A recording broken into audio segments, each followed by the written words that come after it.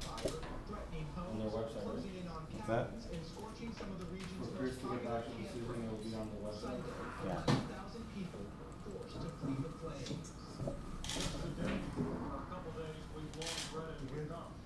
This out-of-control blaze is just one of 8 infernos burning across Colorado. Saturday in Estes Park, nearly 2 dozen. You ever go to Washington Wire or whatever you were looking at the other day pulled up? State history claimed 1 life and more than 250 homes near Fort Collins. 2 weeks old, 83,000 acres have been torched here. Colorado's governor says half the country's firefighting fleet is trying to beat back the flames in his state alone. This is dry, hot weather. The wind's going to pick up. The fuel is very, very flammable. And Colorado isn't the only tinderbox. This morning, firefighters in New Mexico, Arizona, Utah, and California are all on the front lines. A fast and deadly start to a fire season far from over.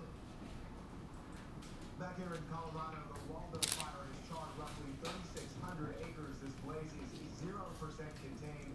One of the big concerns is going to be winds. And of course, Colorado, which is baking in 100-degree temperatures. Miguel Almaguer in Colorado Springs. Miguel, thanks. It is now 7:07. Once again, here's Andrew. Well, taking now the latest in the Jerry Sandusky case. His lawyers say they plan to appeal his conviction, and that's just part of the legal drama set to play out over the coming weeks and months. NBC's Michael has been covering this case from the beginning. Michael, good morning. Good morning, Ann. Jerry Sandusky is now safely in jail here, but the fallout from his conduct is far from over. While convicted child abuser Jerry Sandusky remains on suicide watch today, Pennsylvania's top law enforcement official signals there could be more charges against others to come. Attorney General Linda Kelly oversaw the Sandusky case. I think that this investigation continues. I think anyone that's associated with this case that can tell you that we've been developing information even after the grand jury presented. Penn State is the focus of multiple investigations into whether former top school officials covered up Sandusky's conduct and could have stopped him years ago. Even among the jurors, there was concern. Juror number 5, Josh Harper. Well, in Penn State, we need action. But could they have prevented further victims? Sure. Juror number 11, Ann Van Doren.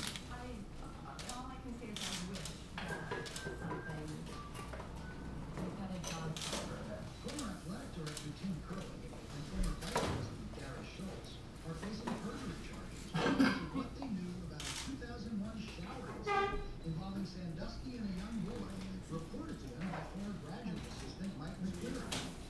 Sources say Kelly's office is reviewing emails showing that former Penn State president Graham Spander agreed that it would be, quote, humane to Sandusky not to report on a query allegation to local authorities.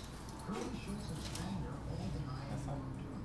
If those in power in Penn State had taken action in the early 2000s, then my client would not have been arrested in 2007 and 2008.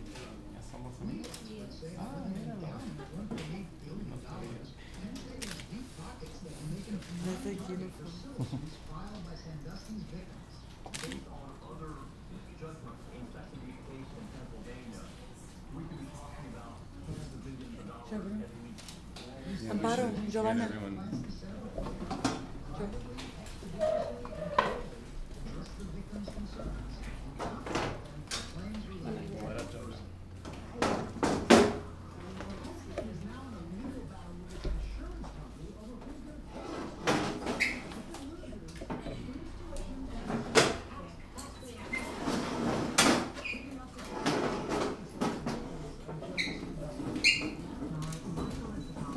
Michael, thank you. Pennsylvania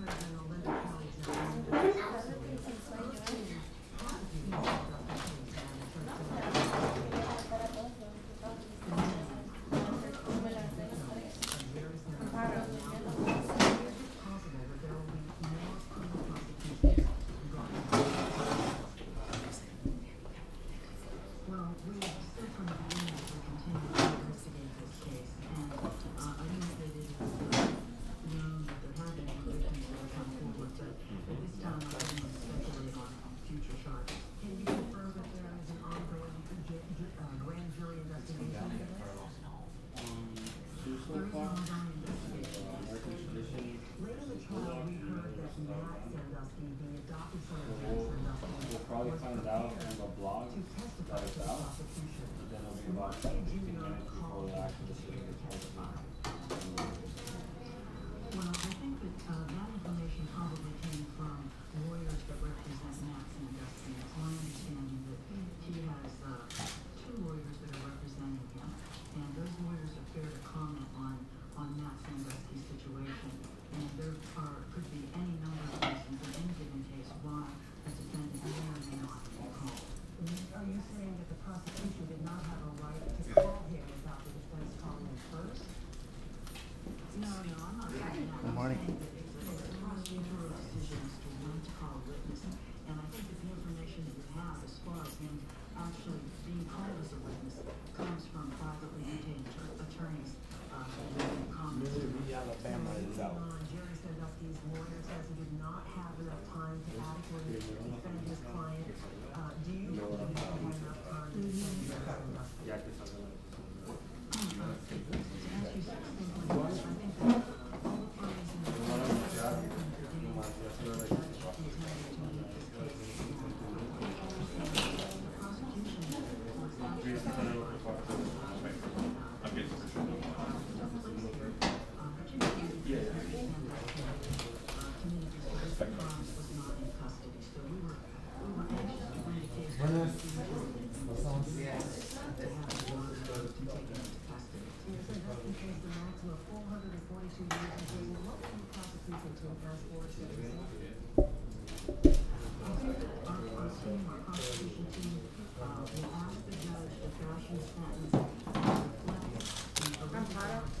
Can you move this way just like this much? Take into consideration a number of different does represent a clear and present danger to the community, and hopefully that the sentence will reflect that. But of course, that's the province of the court, and sentencing is certainly up to the discretion of the court. Pennsylvania Attorney General, thank you so much for joining us this morning. You're very welcome. Now let's go check on the rest of the top stories this morning. Natalie Morale, she's over at the news desk. Good morning, Billy. Good morning, everyone. All eyes are on the Supreme Court today as we discuss President Obama's landmark health care reform bill and Arizona's racing law could come down as this morning. NBC's Justice correspondent Pete Brown down the Supreme Court with more. Pete, good morning. 3 hours into that, watching the early feed. Millions of people and the presidential campaign on Arizona's tough immigration law. The court meanwhile struck down parts of it, but let's stand other parts that require police to check the immigration status of anyone they detain. Now, on the health care case, the key question is whether the central requirement of the law that all Americans buy insurance is unconstitutional, and if it is, how much of the rest of the law can survive. We should have the answers to all these questions by Thursday at the latest, the court's likely last day of the term. Natalie? All right, Pete Williams, there at the Supreme Court. Thank you. Egypt's new president-elect Islamist Mohammed Morsi is expressing his desire to restore diplomatic ties with Tehran. In an interview with the Iranian news agency, he said Egypt's first really elected president is starting to form his new government from the office of toppled leader Hosni Mubarak. Jeffrey host Alex Trebek is recovering at a Los Angeles hospital this morning from a heart attack. The 71-year-old is expected to fully recover and be back on set for the game show when it begins production in July. While Trebek was hospitalized Saturday, Jeopardy won a Daytime Emmy for the best game show. Trebek has hosted Jeopardy. So Justice Alito is reading the dissent from the bench, and they won't make any new decisions or announcements until he's done with his dissent. After he's done, the Chief Justice will announce which justice has the next opinion, and then that justice will read a summary of whatever that opinion is. In the cards. Here in the U.S., economists expect data today to show that new home sales in May rose slightly. Though today's So todavía hay un juez que está leyendo su decisión en un otro caso y está tomando tiempo, y de ahí van a anunciar cuál caso es, cuál caso sigue.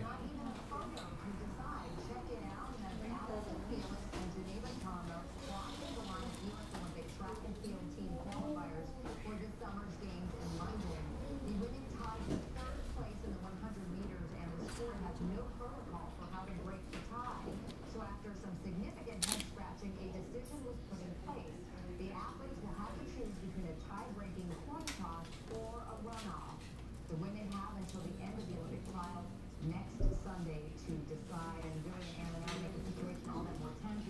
Both ladies share the same coach. How are you feeling about the decision? Or about awaiting the decision? Are you stressed out? Are you anticipating? Can you say that for me again? I'm sorry, I stepped over you. Can you say that for me again? I stepped over you. Anxious to know what's going to happen. He gives them both the money.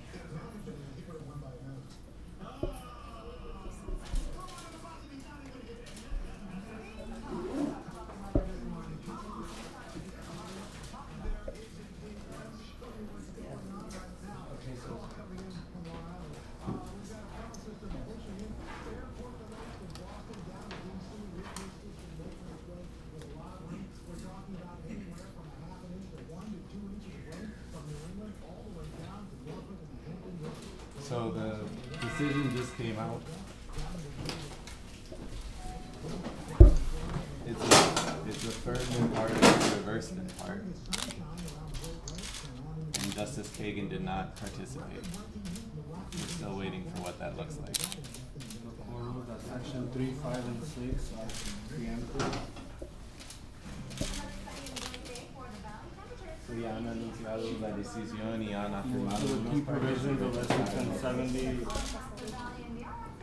are invalidating one provision. What does that say? Is held not to be proved preempted and must be construed. So that's 2B. We don't know yet. I guess so. 3, 5, and 6. Son bloqueados los partes 3, 5 y 6 y todavía estamos esperando otros anuncios. What exactly does that mean? I think as we expected, parts 3, 5, and 6, 2 parts 3 and 5, who created new crimes, and 6, the warrantless arrest, seem to remain enjoined. But the 2B part, the papers please part, the part that requires officers to ask people for documentation, looks to be going into effect. In the next minutes, our attorneys are here, the attorneys in DC, they'll let us know exactly what it means. And so we're expecting the decision to actually come out on the Supreme Court website in 10, 15 minutes.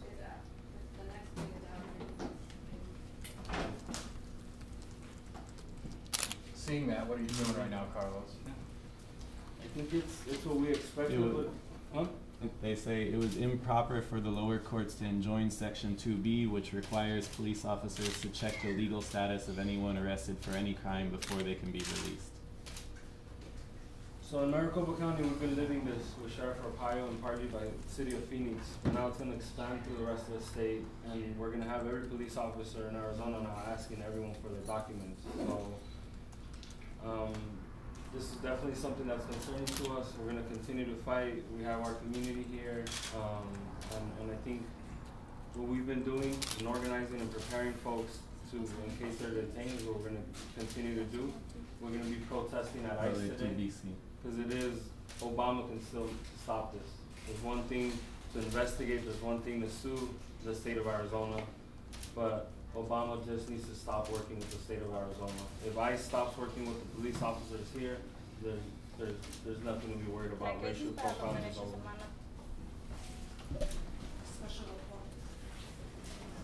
Let's turn on the news. What is that second piece? Did they move on to something else?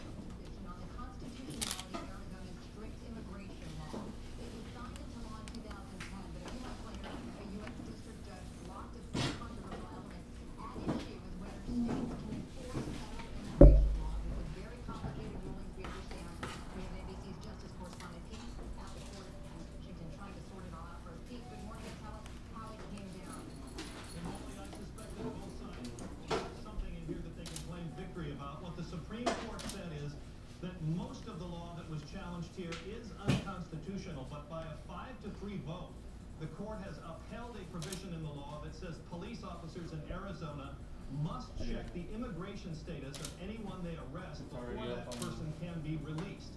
5-3, Justice Kennedy writing the majority opinion, Justices Thomas, Alito, and Scalia dissenting. That's only 8 justices on that Elena Kagan sat out because she had worked on this case when she was at the Justice Department before she came to the Supreme Court. So through other provisions of the law that the court restricted, 2 of them make Under federal to look for work and to be in the state without papers. The court also struck down a very controversial part of the law that said police officers in Arizona can arrest someone without a warrant if they think someone has done something that violates federal immigration law. So 3 of the 4 provisions declared unconstitutional, 1 part held up. And remember, Natalie, this is not the end of the court fight over the Arizona law, because there are civil lawsuits pending. This was one filed by the Justice Department. That's right. There are other lawsuits pending in Arizona that challenge the law as racial profiling. Those are now working their way through the courts. This ain't over yet, Natalie. Absolutely not. Let me bring in our today's legal correspondent, Savannah Guthrie, who's here with us for some legal analysis.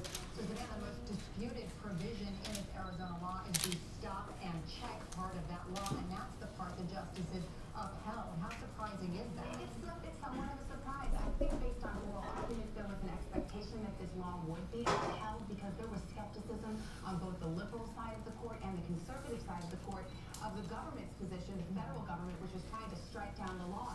And yet they have struck down the majority of it, but upheld that provision that got most of the attention, the ability of police officers in Arizona to determine the immigration status of anybody they had lawfully stopped. Now, as Pete just mentioned, there is a lot of litigation to come. One of the reasons why this was so controversial was because people thought this is going to lead to racial profiling. There hasn't been a racial profiling case yet before the court. This law hasn't gone into effect yet.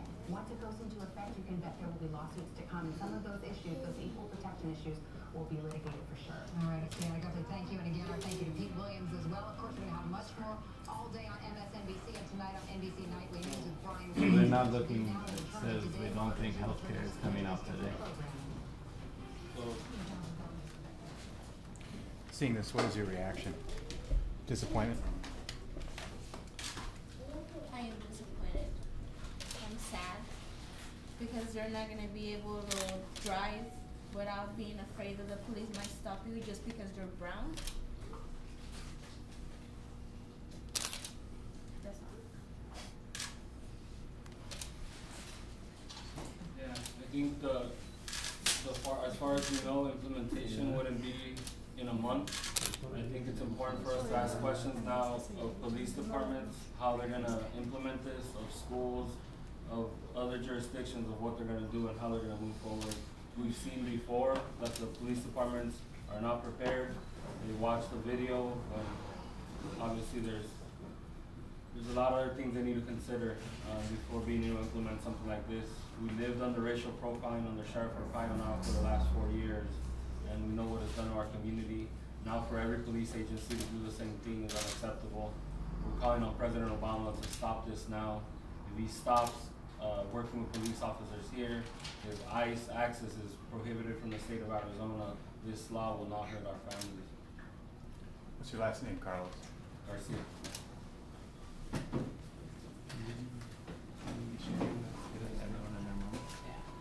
What are you thinking?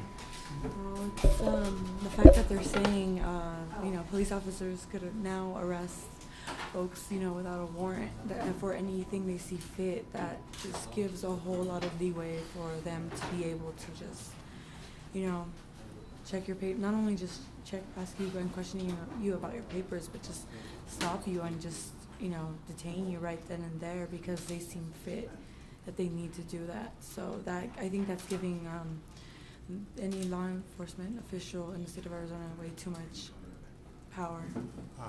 You were out protesting. I saw you there. Mm-hmm. You've been fighting this for some time. What's your message to the Supreme Court? What would you want to say to them? I mean, like we've said before, we've been fighting since 2007, since Joe Arpaio got his access to 287G, which was his papers, please way of handling the situation here in Arizona. I'm in Maricopa County. However, we've been fighting for 4 years. We're going to keep on fighting, and we're going to fight even harder today than ever. You feel like this will lead to discrimination? Oh, definitely. Definitely. Just the fact that we've kept on saying this over and over, it's going to continue to do these discriminatory cases. And, they just announced that they haven't seen a racial profiling case. They're going to see plenty of them after this, after today. What's your name again? Sandra Castro. Can you spell it, please? Sandra and Castro, Castro. Okay, thanks.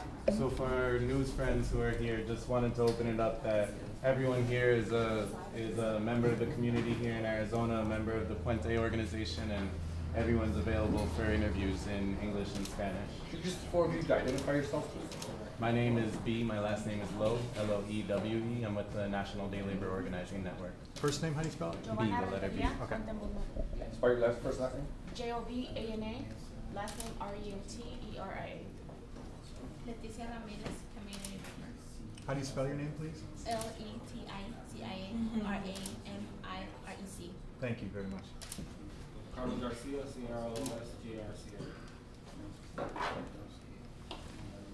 Right, so 4 p.m. 10 a.m. Capitol. 10 a.m. Capitol, before p.m. ice. You guys are going to be out at 10 at the Capitol then? Well, in 4 p.m. we're going to ICE. You're going to be out for the ICE office? Yeah. 4 p.m. ICE offices. How many folks should need to be out there? People will be getting off work after hearing the decision. I'd imagine that we'll see. Okay. It's hard to tell, you know. Thanks a lot. Is there any way you were expecting it? We were expecting it, but we were hoping that it would happen. What was your reaction when you first heard the news come across? I was so sad. For me, for other communities, and for the kids that are being separated by all this love. Where you guys go from now? From here? We're gonna keep fighting. That's right. What is left? What can you do? To tell the people know their rights and to tell them what to do and to not be discriminated. There was the provision about allowing some warrantless arrests, and the courts have said that the state does not have the authority to create a specific law about warrantless arrests. So, behind me, protesters who were praying and singing over the last hour or two waiting, they're now getting the word, and again, it's a mixed decision. The court, though, upholding a key component of SB 1070, giving the states the authority to tell police that they need to ask about illegal immigration status. We're expecting more protesters here throughout the next couple of hours. We know there are a couple of events planned. Many people, frankly, have been waiting for the bad news who were against SB 1070, so they're planning to hold their own events today. You can also bet the supporters of SB 1070 will declare this a partial victory. Right now, though, this is sort of what it looks like here at the Capitol. We also have a police presence. We know Phoenix PD has sent some extra officers here, just in case some kind of protest grows over the next few hours.